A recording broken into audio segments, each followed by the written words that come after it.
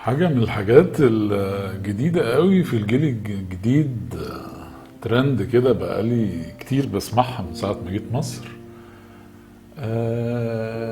We are going for a date.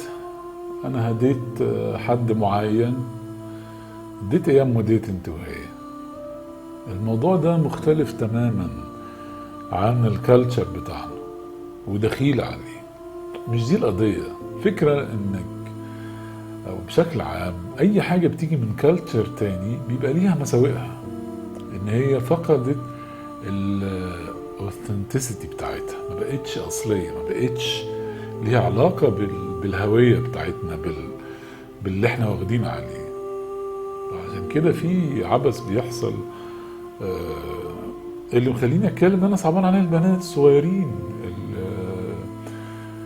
اللي واقعين في الموضوع ده. فانا قلت اشرح بس ليهم كده الموضوع، انك الباك جراوند بتاعتنا هنا مختلفه عن الباك جراوند بتاعت بره، عن الشباب بره.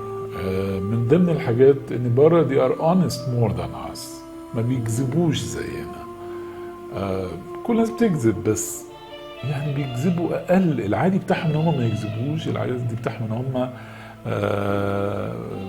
very open, so healthy, فدي كان توك. فالكالتشر بتاعهم غيرنا. فلما حضرتك تقولي انا رايحه ديت اوكي، انا يلا نروح انا وانت ديت. ايوه، تروحوا انتوا وهو ديت، تقعدوا كل واحد فيكم يلبس قميص بورسلين ارتفيشال، تقعدوا تتكلموا. طب ما كل واحد فيكم هيطلع احسن ما فيه، والولد ده هيطلع كمان مش بس احسن ما فيه، ده في كذب وفي خداع وفي كمان ادعاءات يعني. وطبعا الولد هيبقى عايز يحوز على اعجابك ورضاكي. فانا شايف ان دي حاجه ما تنفعش معانا هنا، وهي سبب لفشل علاقات كتير قوي قوي قوي في الجيل بتاع بناتنا الحديث. فارجوكوا، احنا كنا يعني الموضوع ده بيتعمل في مصر بشكل تلقائي، اللي هو وبنبقى ان كونتاكت عادي خالص، وبنبتدي نراقب ونشوف لو الشواهد طمنتنا بنبتدي نخش اكتر، نقرب اكتر لغاية ما بتوصل لاعجاب وبنتكلم. وبقولش ان انت كبنت تتكلمي، بس اعملي الديت بتاعك من غير ما تروحي تقولي ان هو ديت. شوفي، حطيه في دماغك يعني، ادرسي الموقف بتاعه، شوفي تصرفاته، راقبيه من بعيد. انما يلا نروح الديت، طب ما هيطلع لك حاجات اصلا مش عنده. فدي نقطة مهمة قوي.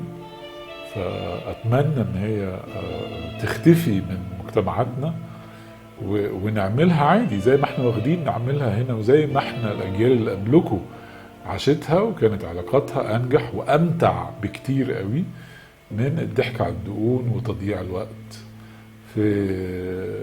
احنا بس عايزين نقلد حاجة شياكة والأمريكان والغرب، ونقول ديت وديت، وده كلام فارغ. مفيش حاجة اسمها كده عندنا هنا. يعني الأحسن بكتير إنك تشوفي الصدق من غير ما تقولي لحد أنا عايز أشوفك وأراقبك. أوكي؟